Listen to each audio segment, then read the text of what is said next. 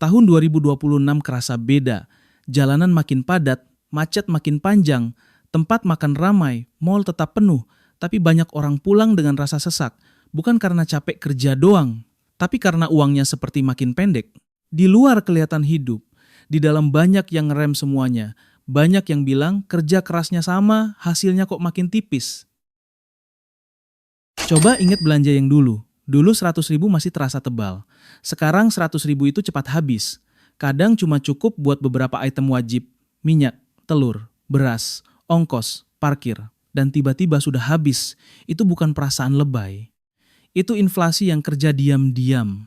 Uang di dompet lo dicuri pelan-pelan tanpa ada yang minta izin. Kalau lo diam, pencurian ini akan jadi normal baru. Dan beban itu makin berat buat penyambung nafas keluarga. Ada yang harus bantu orang tua, ada yang harus bayar sekolah adik, ada yang sudah punya anak. Gaji masuk lalu numpang lewat. Buat token listrik rumah, buat kebutuhan dapur. Buat UKT yang naik pelan tapi pasti.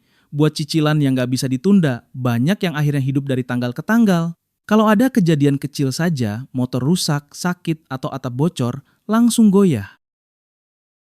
Satu lagi yang bikin kepala panas. Disrupsi AI makin nyata, kerja admin, kerja input data, kerja repetitif, semua itu makin murah harganya. Banyak yang takut diganti. Dan rasa takut itu bikin orang makin mudah panik. Padahal, yang perlu lo pegang adalah kendali. Ijazah doang bukan tameng, pekerjaan doang bukan aset. Kalau satu pintu penghasilan ketutup, lo butuh pintu lain. Dan pintu itu harus lo bangun dari sekarang. Masalahnya, banyak orang salah paham soal aset. Mereka mengira mobil pribadi dan rumah KPR yang ditinggali itu aset utama. Padahal tiap bulan uang terus keluar. Bensin, pajak, servis, bunga, perawatan. Dan sering ada biaya dadakan. Ban, oli, cat ulang. Kalau sebuah barang bikin uang keluar rutin, itu liabilitas. Aset itu harusnya bikin uang masuk, minimal bikin nilai lo naik, bukan bikin lo makin sulit napas. Di sisi lain ada jebakan validasi. Gaji pas-pasan tapi gaya sultan. Healing tiap bulan biar waras. Gadget baru biar dianggap update, sepatu baru biar pede. Semua dibayar pakai pay later. Kelihatannya kecil, 20.000 di sini, 50.000 di sana. Tapi numpuk jadi bom. Dan bomnya meledak pas tanggal tua. Musuh terbesar lo bukan harga barang. Musuh terbesar lo adalah susah nahan keinginan. Kelihatan kaya itu gampang. Jadi kaya itu proses. Dan proses itu butuh sabar. Karena putus asa, banyak yang cari jalan pintas. Ada yang lari ke judol, ada yang ikut pom-pom saham gorengan, ada yang percaya cuan instan tanpa hitungan. Di sini nggak ada itu. Kita bangun kaya pakai logika dan matematika. Kita bikin tembok beton, bukan istana pasir yang roboh kena angin. Targetnya sederhana, punya mesin uang selain gaji, punya benteng yang bikin tidur nyenyak. Semua bisa dimulai dari langkah kecil, bahkan dari modal minim. Tapi urutannya harus benar. Kita mulai dari aset nomor 1. ROI-nya bisa 1000%. Jauh di atas saham manapun. Apa itu? Jawabannya sederhana. Aset nomor 1 itu leher ke atas. High income skill. Ini bukan motivasi kosong. Ini hitungan. Kalau penghasilan lu masih tipis, jangan sok jadi investor dulu. Perbesar dulu cangkulnya. Investasi terbaik pemula adalah bikin value diri lo naik di pasar. Karena pasar membayar orang yang bisa memecahkan masalah, bukan orang yang cuma rajin hadir. Gue kasih contoh angka biar kebayang. Lo keluar biaya kursus 500.000, lo belajar skill yang benar, lo latihan, lo kumpulin contoh kerja, lalu lo bisa nego naik gaji 2 juta per bulan. Itu bukan cuma naik sekali, itu bisa nempel bertahun-tahun. Kalau bertahan 3 tahun saja, itu sudah 72 juta tambahan.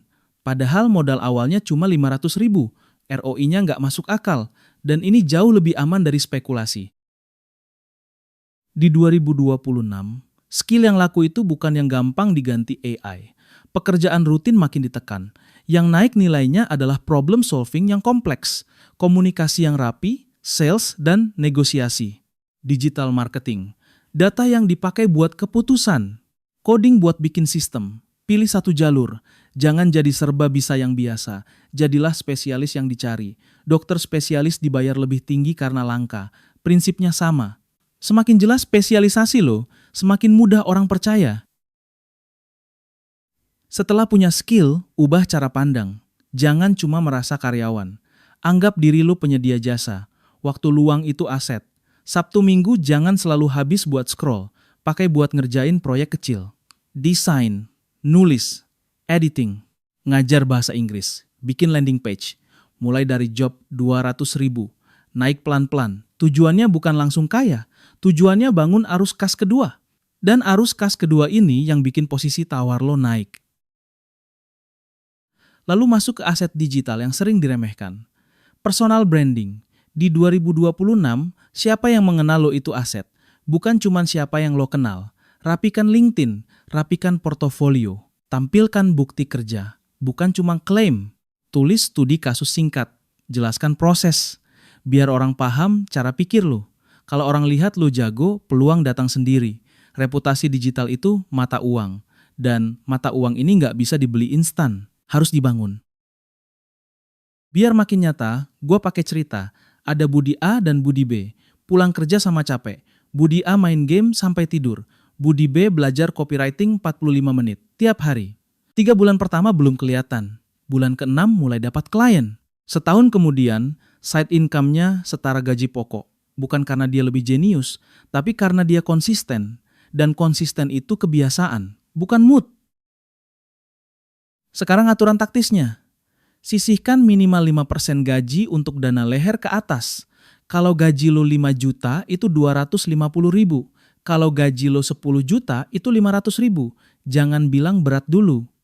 Banyak orang beli kopi dan rokok 50.000 sehari tanpa mikir. Tapi beli buku 100.000 mikirnya seminggu. Balikan logikanya. Belajar itu bukan biaya. Belajar itu investasi. Dan setelah skill naik, ingat satu hal, uang itu licin. Kalau wadahnya bocor, uang sebanyak apapun bakal habis. Kita butuh benteng pertahanan sebagai aset berikutnya. Uang yang cuma disimpan di tabungan itu seperti es batu, pelan-pelan mencair. Bukan karena lu boros, tapi karena inflasi makan nilainya. Makanya di 2026 menabung saja nggak cukup. Lo butuh aset yang bisa tumbuh. Saham itu seperti bibit pohon. Lo tanam sekarang, lo rawat dengan sabar. Nanti dia jadi pohon yang berbuah. Bedanya saving dan investing ada di situ. Yang satu diam, yang satu bertumbuh. Tapi gue paham stigma saham di Indonesia. Banyak yang trauma saham gorengan. Banyak juga yang kapok karena influencer pamer cuan cepat. Itu bukan saham yang kita bahas. Di sini, mindsetnya harus diganti. Lo bukan penjudi, lo pemilik. Beli saham itu artinya beli bagian dari bisnis raksasa. Bank besar, perusahaan konsumer, energi, telekomunikasi. Mereka cetak laba triliunan dan lo ikut punya sebagian kecilnya. Lo jadi owner, bukan nasabah yang tiap bulan kepotong biaya admin. Sekarang bagian yang menampar, matematika. Misal lo nabung 1 juta per bulan selama 10 tahun. Total setorannya 120 juta. Itu angka yang kelihatan besar, tapi belum tentu besar nilainya di masa depan. Sekarang bayangin angka yang sama masuk ke saham blue chip dengan return rata-rata 12% per tahun, ditambah dividen yang lo putar lagi. Efeknya seperti bola salju, pelan di awal, tapi makin lama, makin besar. Di akhir 10 tahun, nilainya bisa jauh lebih tinggi dari sekadar 120 juta, bisa mendekati 230 juta, tergantung pasar dan disiplin lo. Masalah pemula biasanya satu, terlalu ingin pintar, terlalu ingin nebak harga bawah, akhirnya stres. Buka aplikasi tiap jam, lihat merah panik, lihat hijau serakah, itu capek. Cara yang lebih cocok buat karyawan sibuk adalah DCA. Nabung rutin, beli di tanggal gajian, nominal tetap, nggak peduli pasar merah atau hijau. Ini bukan gaya-gayaan, ini strategi disiplin, karena disiplin sering ngalahin kepintaran. Saham juga punya bonus yang bikin orang akhirnya percaya. Dividen, ini bukan janji halu, ini transferan nyata. Uang tunai yang masuk ke rekening dana nasabah karena perusahaan untung. Lo nggak perlu jual sahamnya dulu, lo dapat bagian laba karena lo pemilik. Kebayang nggak kalau suatu hari dividen lo bisa bayar listrik setahun atau minimal bantu bayar cicilan? Itu rasanya beda. Itu validasi bahwa lo punya aset produktif. Tapi gue harus kasih peringatan keras. Di 2026, jebakan saham gorengan makin gila. Banyak yang pakai narasi cuan cepat buat narik retail. Bandar main di emosi, dan emosi itu mahal. Makanya aturan pemula harus ketat. Fokus dulu ke saham first liner. Yang masuk indeks besar, yang bisnisnya jelas, yang laporan keuangannya bisa lo baca. Jangan sentuh yang nggak lo ngerti. Jangan bikin pasar jadi kasino. Karena tujuan lo naik kelas, bukan naik tensi. Dan terakhir, pahami batasnya. Saham dahsyat untuk jangka panjang. Tapi arus kas dari saham biasanya nggak deras tiap bulan, kecuali modal lo sudah besar. Kalau lo ingin arus kas yang lebih kencang, lebih bisa lo kontrol, dan bisa lo bentuk sesuai strategi lo sendiri. Lo butuh kendaraan yang lebih agresif. Di situ kita masuk ke aset berikutnya, bisnis. Banyak orang salah paham soal bisnis. Mereka kebayangnya startup yang bakar duit. Mereka mikir harus punya investor, harus punya kantor keren, harus viral dulu. Itu bukan yang kita maksud. Di 2026, bisnis yang sehat itu yang profit dulu, jualan hari ini. Untung hari ini. Bisnis yang mungkin berdarah-darah, tapi kenyang. Fokusnya jelas, arus kas positif. Karena arus kas inilah yang bisa ngegas akumulasi modal lebih cepat dari gaji. Kalau dibandingkan skill, karir punya batas. Lo cuma punya 24 jam. Tenaga lo juga ada limit. Gaji bisa naik, tapi ada mentoknya. Bisnis beda, bisnis punya leverage. Lo bisa pakai sistem. Lo bisa pakai orang. Lo bisa pakai teknologi. Lo bisa duplikasi proses. Dan bisnis adalah salah satu aset yang bikin lo bisa menentukan sendiri, gaji lo asal profitnya ada, kontrolnya lebih besar, tapi tanggung jawabnya juga lebih besar. Cara mulai bisnis yang paling aman itu bukan dari ide keren, mulai dari masalah nyata. Lihat sekitar lo, apa yang sering dikeluhin orang, apa yang bikin mereka repot, apa yang mereka ingin beres cepat. Di situ ada peluang, jasa cuci sepatu, catering sehat murah, jasa rapihin CV dan LinkedIn, jasa admin toko online, jasa foto produk. Ini bukan hal glamor, tapi sering justru cuannya nyata, karena bisnis itu solusi yang dibayar, bukan mimpi yang dipamerin. Dan di 2026, bisnis kecil wajib punya jejak digital. Kalau bisnis lo nggak ada online, itu seperti jualan di dalam gua. Orang nggak tahu lo ada. Minimal punya etalase, marketplace, TikTok Shop, Instagram, WhatsApp bisnis. Gunakan AI buat efisiensi, buat caption, buat desain cepat, buat ide konten, buat template balas chat. Tujuannya bukan gaya, tujuannya hemat waktu dan biaya. Biar bisnis kecil bisa punya jangkauan besar tanpa sewa ruko mahal di awal. Ada satu hukum mati yang sering bikin UMKM tumbang. Uang dapur campur uang modal. Hari ini untung, besok dipakai jajan. Lalu saat butuh stok, uangnya hilang. Akhirnya ngutang, putarnya salah. Jadi dari awal, pisahkan rekening. Tetapkan gaji buat diri lu sebagai CEO. Misal 1 juta atau 2 juta per bulan sesuai kondisi. Sisanya balikan jadi modal. Jangan merampok bisnis sendiri demi gengsi, karena bisnis itu mesin. Mesin harus dirawat dulu. Gue juga nggak akan jual mimpi manis. Bisnis itu berisiko. Bisa sepi di awal, bisa salah harga, bisa ketipu supplier, bisa capek karena harus pegang banyak peran. Dan ini bukan jalan buat orang yang gampang menyerah. Tapi sekali bisnis lo settle, hasilnya beda. Lo punya mesin ATM pribadi, lo punya arus kas yang mengalir, bahkan saat lo lagi tidur. Itulah kenapa banyak orang kaya bertahan, karena mereka punya arus kas yang bisa diandalkan. Dan saat bisnis lo mulai cuan besar, masalah baru muncul. Duitnya mau ditaruh di mana? Kalau cuma ditaruh di tabungan, dia mencair. Kalau semua ditaruh di saham, risikonya jadi satu arah. Maka orang kaya masuk ke liga berikutnya. Mereka beli aset fisik besar, yang bisa jadi jangkar kekayaan, properti. Itu aset berikutnya. Sehebat apapun aset digital, manusia tetap butuh tanah untuk memijak. Properti itu aset fisik, bisa dilihat, bisa dipegang, dan secara historis nilainya cenderung naik dalam jangka panjang. Alasannya simple, tanah nggak nambah, penduduk terus bertambah, kota melebar, infrastruktur masuk, permintaan naik. Itulah kenapa properti sering jadi jangkar kekayaan. Bukan buat gaya, tapi buat mengunci nilai dalam waktu lama. Tapi jangan salah paham, properti bukan berarti langsung beli rumah untuk ditinggali lalu merasa sudah aman. Rumah yang lu tinggali tetap bikin uang keluar. Ada pajak, ada perawatan, ada renovasi, ada iuran, ada perabot yang nggak ada habisnya. Itu bisa jadi liabilitas kalau lu belum siap. Properti yang kita maksud di sini harus punya 2 ciri. Menghasilkan, atau punya jalur kenaikan nilai yang jelas. Kalau nggak ada 2 itu, lo cuma nambah beban. Ini bagian yang sering bikin orang takut. Utang. Banyak yang alergi. Padahal ada konsep utang produktif yang dipakai buat beli aset yang nilainya tumbuh.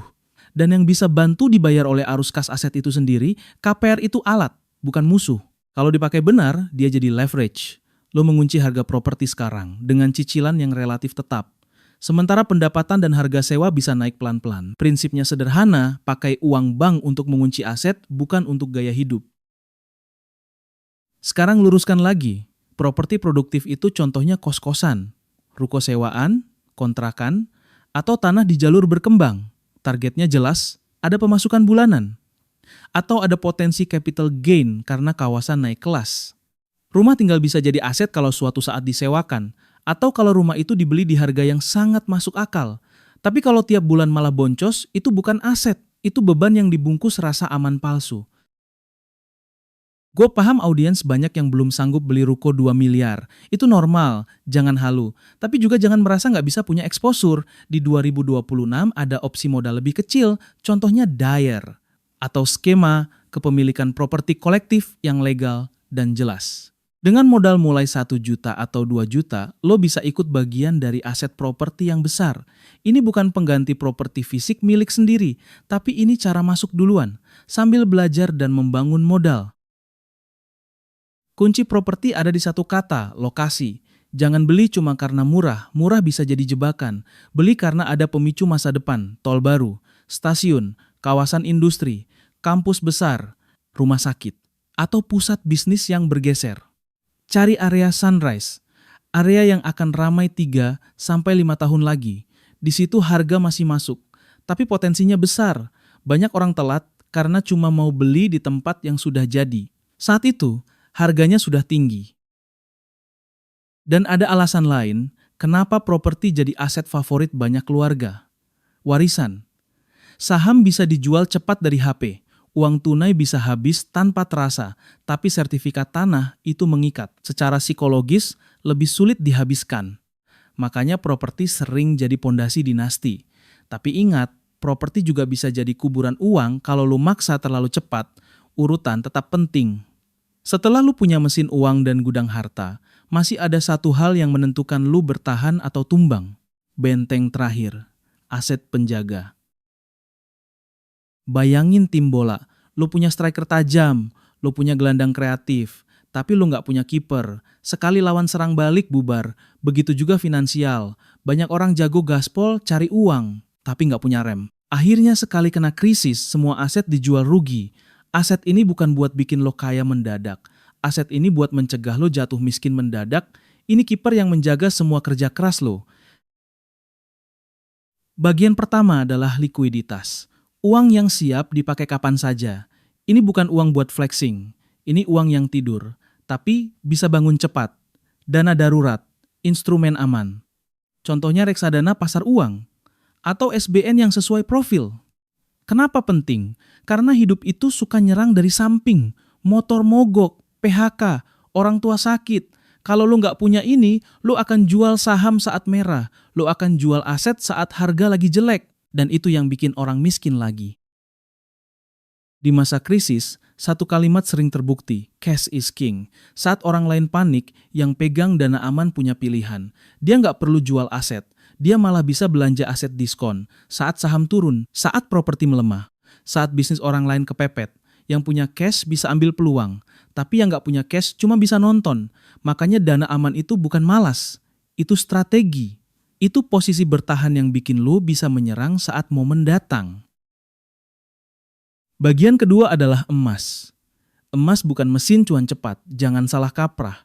Emas itu asuransi kekayaan. Saat rupiah melemah, saat gejolak tinggi, saat pasar kacau, emas cenderung menjaga daya beli.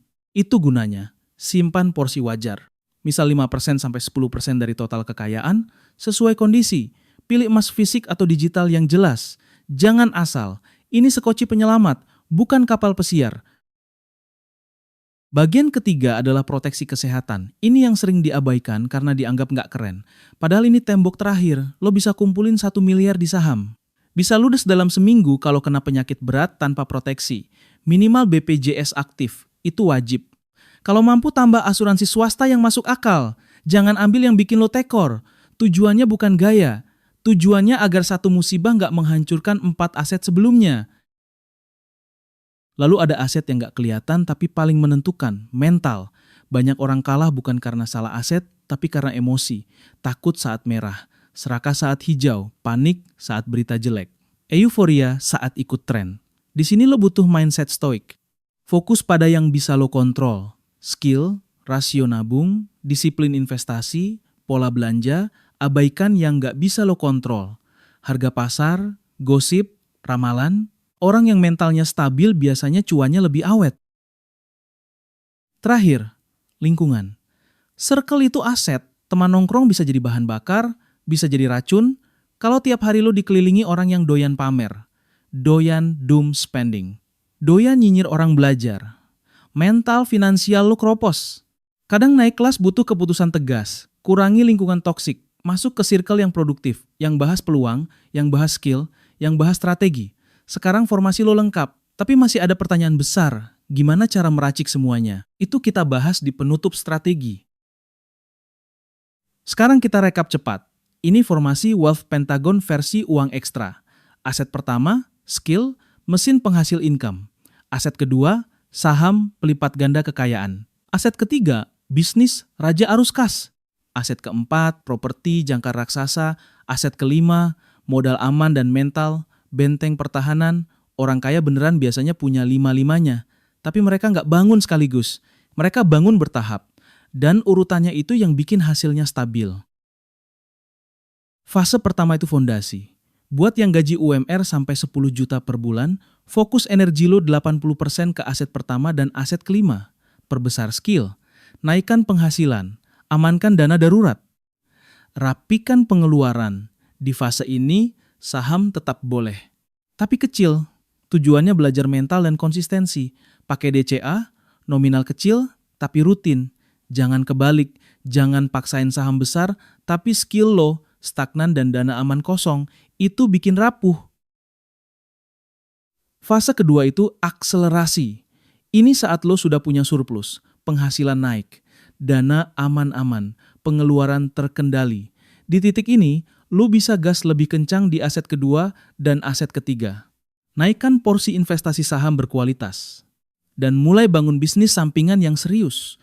Bukan coba-coba doang, cari arus kas tambahan yang nyata. Di fase ini, uang lo harus kerja lebih keras dari lo, tapi risikonya tetap terukur. Jangan serakah, jangan lari dari rencana. Fase ketiga itu preservasi. Ini buat yang sudah mapan, aset sudah besar, arus kas sudah stabil, fokusnya berubah. Bukan lagi cari duit cepat, tapi jaga duit, lindungi kekayaan dari risiko hidup. Di fase ini, properti mulai masuk lebih kuat sebagai jangkar. Porsi dana aman dan emas juga diperbesar. Tujuannya jelas, stabilitas. Termasuk persiapan warisan. Karena makin besar aset, makin besar juga yang harus dijaga. Sekarang warning paling penting buat 2026. Jebakan cepat kaya akan makin ramai. Skema Ponzi, investasi bodong, titipan dana, janji 1% per hari tanpa risiko. Kalau lo denger itu, lari. Jangan debat, jangan penasaran. Karena orang yang kelihatan paling yakin, sering justru paling berbahaya. Jalan yang membosankan sering jadi jalan yang paling pasti. 5 aset ini kelihatan sederhana, tapi justru itu kekuatannya. Sederhana, tapi fundamental. Kalau lo bingung mulai dari mana, pakai pertanyaan ini. Dari 5 aset tadi, yang paling lemah di hidup lo apa?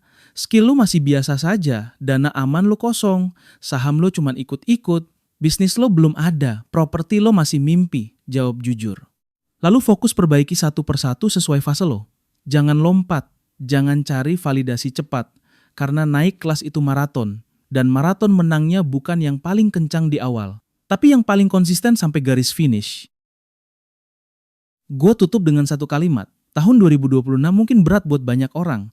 Tapi lo yang sampai di sini, lo sudah pegang peta jalan. Jangan cuma jadi penonton, jadilah pemain.